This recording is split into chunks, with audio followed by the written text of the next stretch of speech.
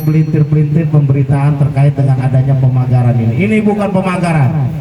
Satu jengkal tanah pun kami diusik, akan kami bikin perhitungan. Guys, akhir-akhir ini banyak diperbincangkan soal pagar laut sepanjang 30 km di pesisir pantai Tangerang.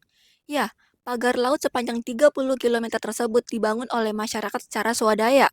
Nelayan yang tergabung dalam jaringan raket Pantura JRP mengklaim tanggul ini dibangun untuk mengurangi dampak ombak besar, mencegah abrasi, dan melindungi dari ancaman tsunami. Mereka juga bilang kalau pagar laut ini bisa jadi tambak ikan yang mendukung ekonomi lokal. Terganggu adanya itu malahan saya itu bisa selagi jaringnya kosong, ngelihat itu kita ambil, kita bisa jual. Oh, mungkin berapa itu Pak, aja. per kilo Pak? Ya kalau masalah kilo saya nggak tahu Pak. Memang pendapatan hasil lautnya naik Pak? Paling 3.000 dijual di sana itu. Ya paling untuk makan aja lah. Kalau yang tanggul itu kerang hijau ya Pak ya? Iya. Pendapatan hasil lautnya beneran naik Pak? Kalau musim sekarang lagi musim angin Pak, jadi ya kurang lah. Enggak, maksudnya kalau dengan adanya tanggul pagar ini? Jauh lah Mbak. Yang itu Pak. Kalau itu jauh. Pak sayur kerang hijau apa lagi Pak? Kalau sama ikan. Enggak yang ditanggul. Kerang buat penghasilan tambahan. Iya. Ya kalau udah gede kan bisa diambil buat makan, kadang buat itu aja. Wah. Tapi selama ini udah pernah ngambil belum Pak? Udah sering. Wah, kalau ini kan Sampai belum lama berapa nih. kilo itu, Pak? Jadi masih kecil Pak. Masih kecil. Itu gede. Iya, masih kecil belum gede. Pemagaran yang di-training oleh banyak media online maupun media cetak itu bisa kami bantah bahwa itu bagian daripada upaya masyarakat untuk dapat menjaga wilayahnya agar tetap terlihat di darat. Berkaitan dengan aktivitas-aktivitas nelayan yang di-training, mereka kesulitan untuk dapat mencari ikan, mencari suaka di laut dan lain sebagainya. Namun demikian, saya tadi melihat bahwa saya banyak juga nelayan yang sudah beraktivitas. Tentunya ini sudah menggugurkan atau menggagalkan opini-opini yang bertebaran di media sosial dan juga berbagai banyak pihak yang ikut serta dalam komentar-komentar padahal mereka tidak turun langsung ke lapangan.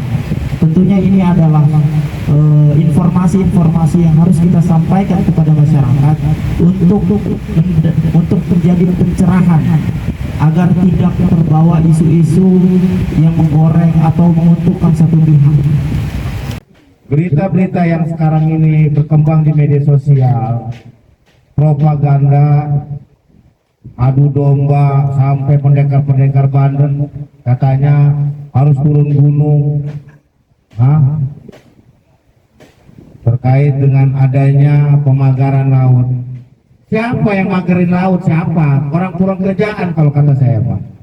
Tapi ini adalah memang swadaya masyarakat, tujuannya untuk menambah penghasilan mereka dengan adanya ditancapkannya bambu-bambu itu secara swadaya agar yang namanya habitat kerang hijau itu hidup, ya. Jadi media tanam untuk tumbuh berkembangnya kerang hijau itu adanya di bambu-bambu yang ditanam di tengah laut atau di laut. Saya nggak tahu kemarin-kemarin yang diberita konten-konten itu malah banyak orang-orang dari luar Pak.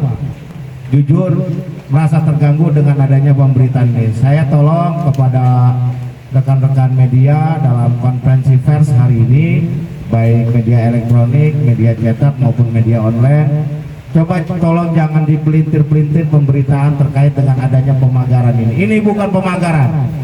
Satu jengkal tanah pun kami diusik, akan kami bikin perhitungan. Camkan itu. Perwakilan dan pelayanan. Kemarin saya melihat patok-patok yang di pagar itu di bawahnya itu banyak kerang hijaunya. Itu bisa diambil itu Pak. Menjadikan rakyat, apalagi nelayan khususnya, sebagai komoditas politik untuk kepentingan pribadi atau kelompok ditelawan. Saya ini kan bagian seperti teman-teman media menginvestigasi, melihat sebagai kaum akademisi, sebagai pemuda yang tergabung dalam jaringan rakyat Pantura, menginvestigasi karena sudah muaknya banyak penggiringan opini, karena sudah muaknya banyak penggiringan narasi di alam demokrasi yang FOMOisme ini. Akhirnya kita coba langsung pastikan ke bawah, coba lihat betul tidak dan segala macam. Kalaupun ada yang dipanggil ya mungkin saja nggak. Jadi soal itu yang menggiring ini mungkin punya kepentingan di luar dari kepentingan rakyat ya saya kira ya. Kan itu tuh. Siapa yang menggiring berkepentingan apa dan segala macam, saya sendiri tidak punya kapasitas itu.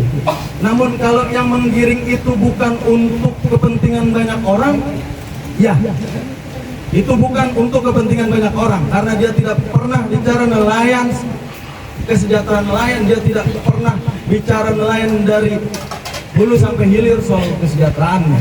Namun selalu dikaitkan dengan isu politis dan segala macam. Jangan dong, rakyat terus yang dikambing hitamkan. Kan gitu tuh poinnya.